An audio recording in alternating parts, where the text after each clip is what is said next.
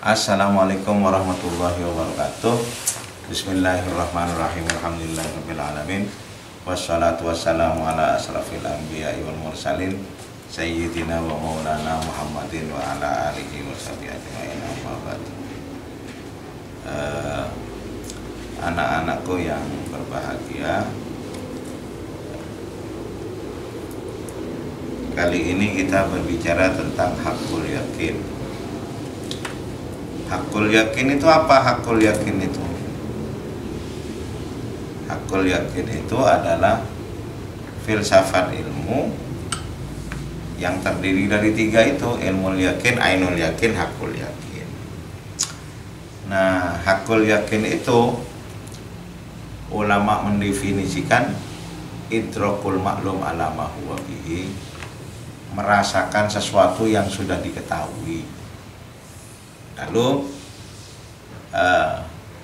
dengan rasa, di atas rasa dan bersama dengan rasa. Jadi ruang lingkupnya hakul yakin itu rasa. Jadi minimal itu rasa. Seperti sampean tahu kopi itu terdiri dari apa? Ilmu yakinnya adalah kopi itu terdiri dari kopi yang sudah disangrai, ditumbuk, dan itu. Kemudian gula dan air secukupnya, dijadikan satu, air panas.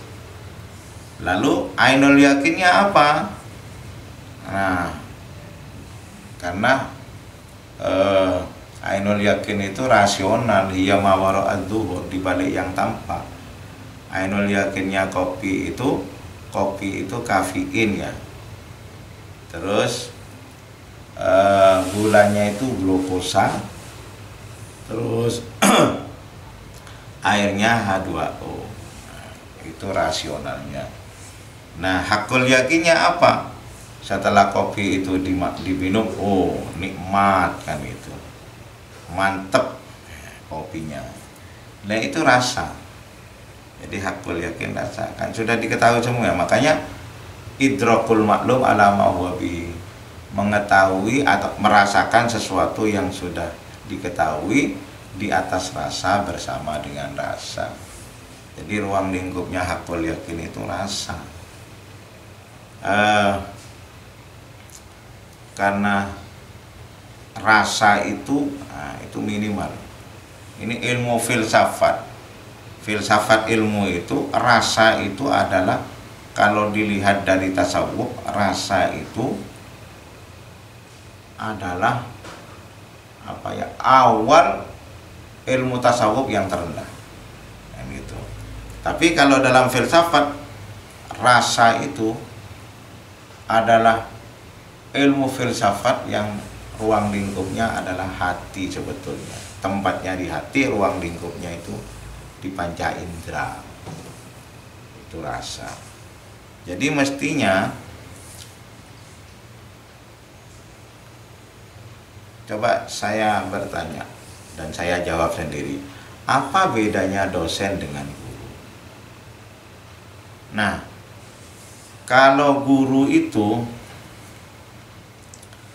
menyampaikan ilmu yakin itu kepada anak SMA ke bawah. Nah, kalau dosen itu menyampaikan ainul yakin dan hakul yakin. Loh, bagaimana bentuknya cara menyampaikan? Nah, saya punya buku. Saya berikan kepada dokter. Ini sampean baca. Seminggu ketemu di Wisma Bahagia. Duduk-duduk di sana sambil ngopi diskusi. Nah, setelah duduk-duduk di sana saya tanya, "Loh, bagaimana bukunya ini?" "Oh, bagus, Pak, bagus. Bagus. Untuk pendidikan luar biasa." Hanya itu? Iya. Nah, walaupun beliau itu doktor, tidak boleh ngajar mahasiswa. Harus ngajar SMA ke bawah itu. Nah, karena guru itu digugu dan ditiru, nggak macam-macam. Nah, kalau dosen, saya kasih buku.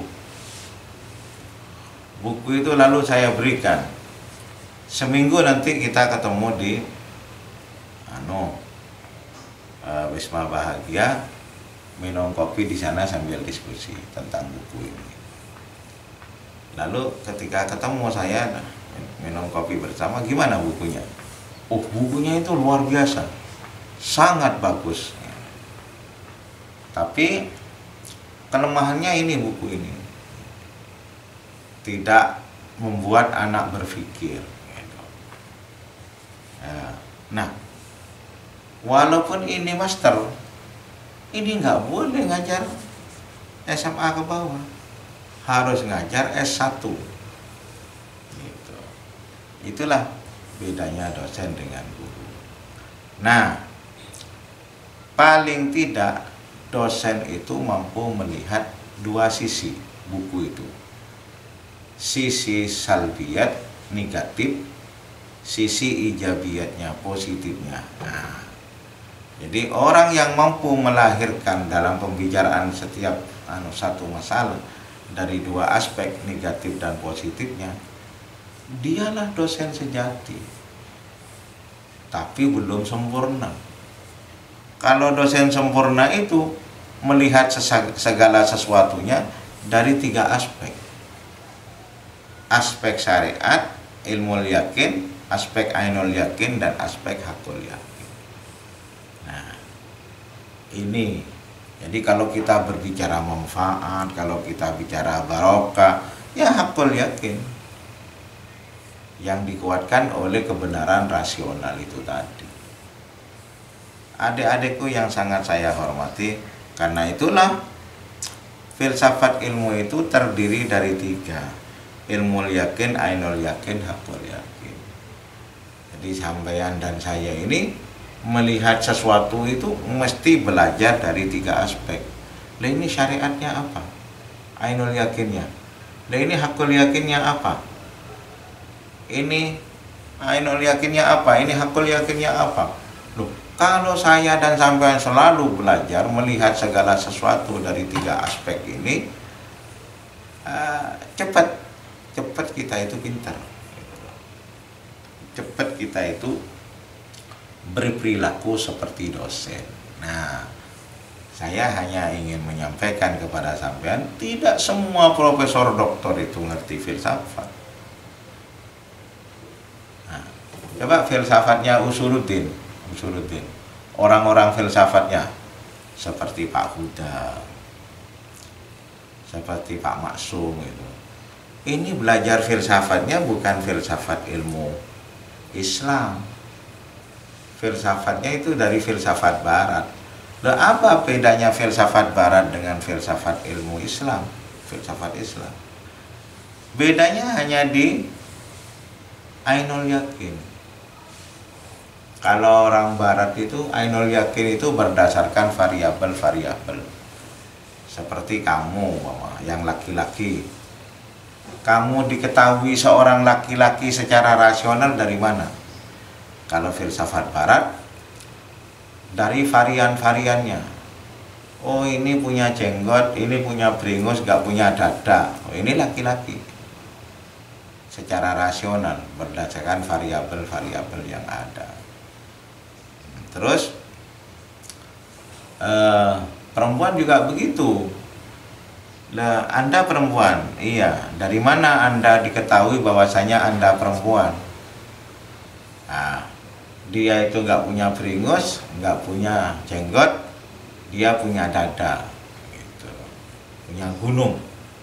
Nah, ini buktinya dia adalah perempuan secara rasional. Tapi kalau filsafat Islam nggak gitu. Hujjahnya itu kata Tuhan di dalam Al-Quran, wa min kulli syai'in khalaqna zawjaini la'allakum tadhakkarun. Dari segala sesuatu aku ciptakan berpasang-pasangan supaya kalian bisa mengingat saya.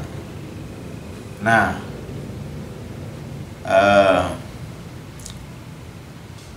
dalam tafsir falsafi, Tuhan itu kalau mengatakan syai', fihi Tuhan, di dalamnya juga Tuhan.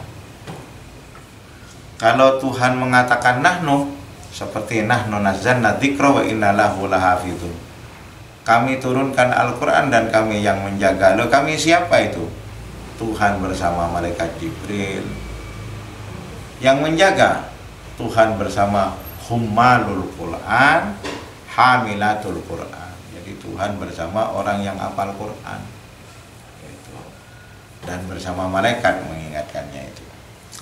Nah, karena itulah makanya rasional itu apa? Hiya ma wara'ad dhuhur, di balik yang tampak, katanya Al-Jurjani.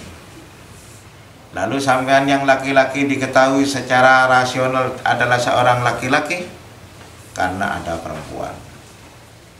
Siang diketahui karena ada malam secara rasional. Khalik diketahui karena ada makhluk. Nah, begitu seterusnya. Coba sekarang, kafir diketahui dari mana Pak secara rasional? Diketahui karena ada mukmin. Musyrik diketahui karena ada muslim. Begitu seterusnya. Seluruhnya itu berpasang-pasangan. Rasional itu hiya ma wara'ad dhuhur, kembali kepada hujah Al-Quran tadi.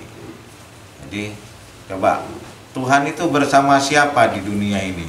Diketahui secara rasional, bersama makhluk. Oh, ini makhluk, berarti di balik makhluk itu ada Khalik, ada Tuhan. Nah, itu saja ilmul yakin, ainul yakin, hakul yakin. Tugas sampean ini satu, itu secara individu itu tugasnya sampean itu latihan melihat segala sesuatu itu dilihat dari 3 aspek. Dilihat dari ilmul yakin, dilihat dari ainul yakin, dan dilihat dari hakul yakin. Tapi itu pas secara akademik, maka hakul yakin ini sampean rangkum dan kirimkan kepada Google Classroom. Jadi kalau ada pertanyaan ya SMS saja, SMS kepada saya. Jadi ditanyakan, nanti minggu depan saya sampaikan jawabannya, lalu meneruskan materinya. Jadi begitu. Tadi saya itu ngajar tasawuf. Tasawuf itu ada pertanyaan banyak. Ya saya jawab dulu, lalu saya tambah materinya setelah menjawab. Ini aja yang dapat saya sampaikan. Wallahul muwaffiq ila aqwamit thoriq. Wassalamualaikum warahmatullahi wabarakatuh.